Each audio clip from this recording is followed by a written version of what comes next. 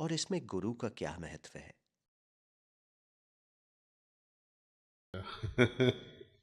कर्म और नियति। सब कर्म से नियति नहीं बनती है, और कई छोटे कर्म ऐसे हो जाते हैं उसे बड़ी नीति का परिणाम भोगना पड़ता है। नॉट ओनली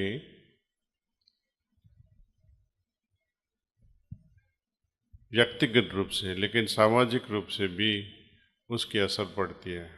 एक छोटा एग्जाम्पल दूं मैं आपको। आज सुबह ही बात कर रहा था, या कल रात को, मोहम्मद जिन्ना का नाम सुना है? वो कौन थे? जैसे Gandhi is father of India, likewise जिन्हा, मोहम्मद जिन्ना वाज फादर ऑफ पाकिस्तान।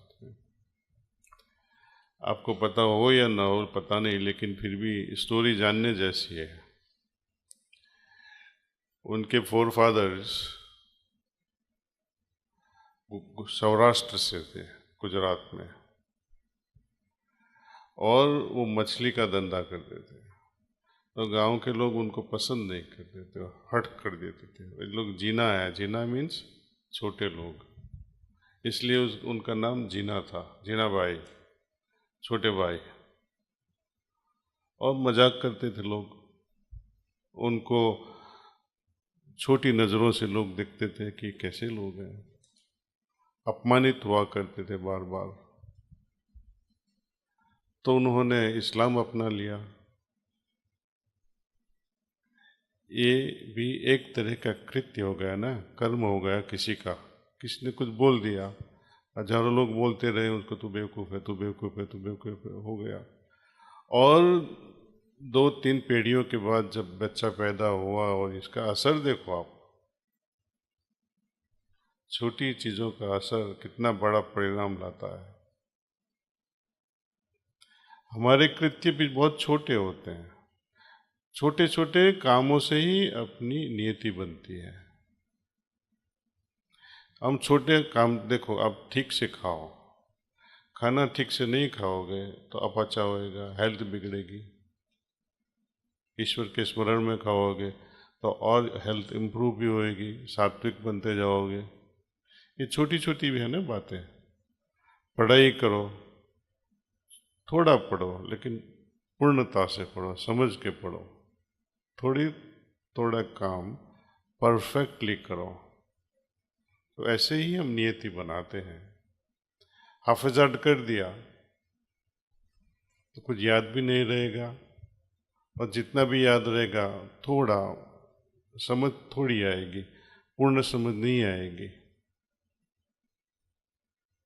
और समझ बिना के कृत्य वो क्या बना सकता है? कभी से रेड लाया, कभी से ब्लू लाया, कभी से छोटा है पेंट मार दिया, तो पेंटिंग कैसा होएगा?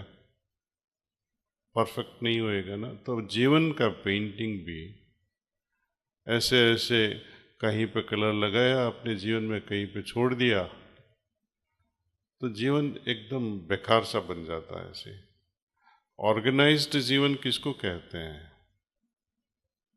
जो अपने मन से संचलित करता है और बनाता रहता है। कोई भी काम करने के पहले इसमें सोचना चाहिए, ये करना जैसा है या नहीं। उसके पहले देखो अपना शौक कैसा है, अपनी पसंद क्या है। तो ये तो बहुत गहरा सब्जेक्ट है। सी अपना, हम जब ध्यान करते हैं,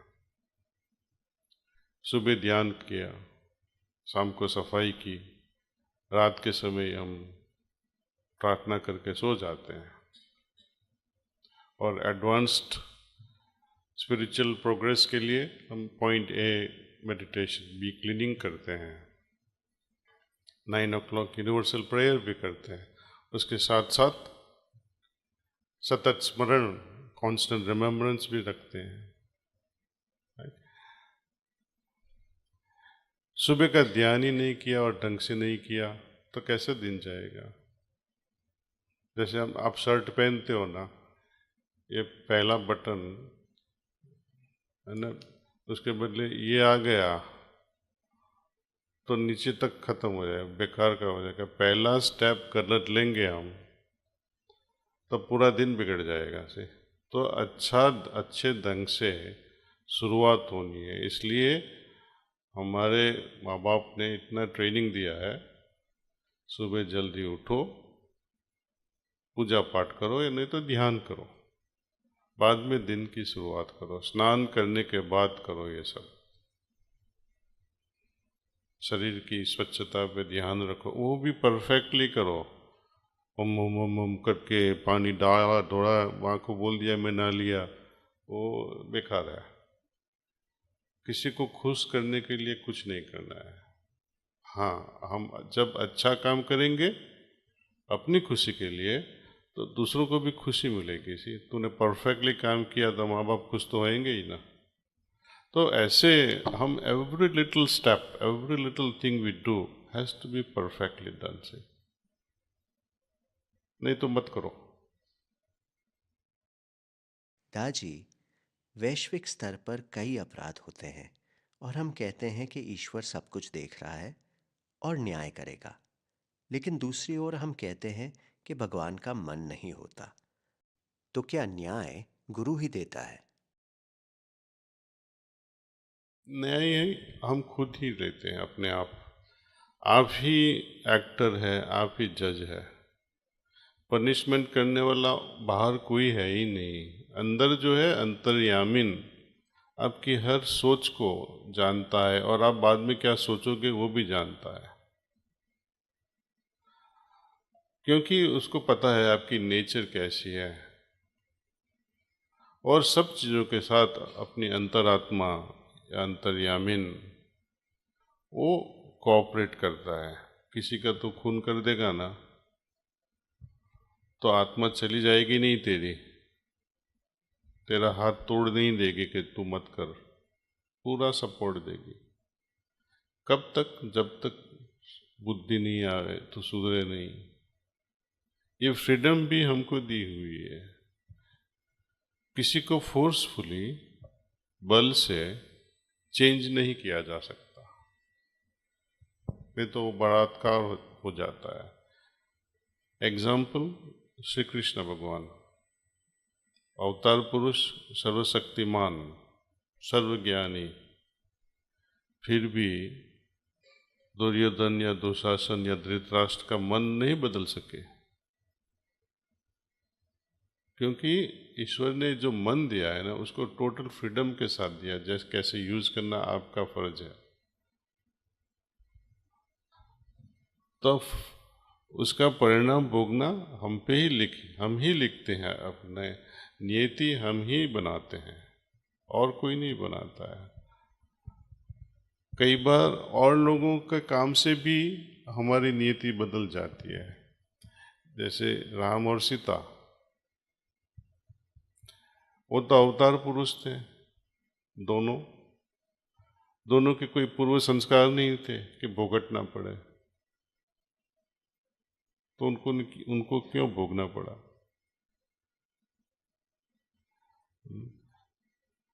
दूसरा प्रश्न कि जब हम कुछ करते हैं और not only on my self, व्यक्तिगत रूप से उसकी असर मुझ पे नहीं, दूसरों पे भी पड़ सकती है। जैसे आप पास हो गए एग्ज़ाम में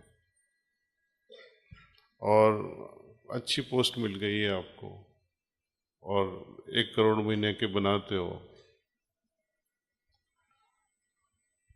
माँ बाप का भी फ्यूचर बदल जाएगा आपके काम से। तो हम जो करते हैं उसकी असर दूसरों पे भी पड़ती है, तेरे भाई बहन पे भी पड़ेगी, समाज पे भी पड़ेगी, देश पे भी पड़ेगी। श्री राम और माता सीता का भविष्य बदल गया। वशिष्ठ मुनि क्या कहे? परफेक्ट मैच है। लेकिन आजकल दुनिया में लोग कंप्लेन करते हैं ना कि मेरा मैरिज ठीक नहीं है। उनका मैरिज देखो, हर कदम पे मुसीबत ही मुसीबत, हर कदम पे। सुख जैसी चीज थी ही नहीं उनके जीवन में, ट्रेजेडी कह सकते हैं हम। क्यों? मंथरा, माता कैकेयी, उन्होंने उनका नियति कहो या भविष्य को बदल दिया। स्टेटमेंट, राजा दशरथ को बोला ना, आपने प्रॉमिस दी थी, अभी बोलो। वो बेचारा फंस गया। ये भी अभिमान, प्राण जाए पर वचन न जाए, बड़ी बेवकूफ़ी थी उस दिनों की। Same thing happen with Bheeshma, Hastinapur को प्रोटेक्ट करूंगा मैं, बड़ी बेवकूफ़ी। प्रोटेक्ट कब करोगे? आप धर्म के साथ जोड़ दो, प्रोटेक्ट अपने आप हो जाएगा। लेकिन वो भी बुद्धिहीन था, बहुत बड़ा अहंकार था।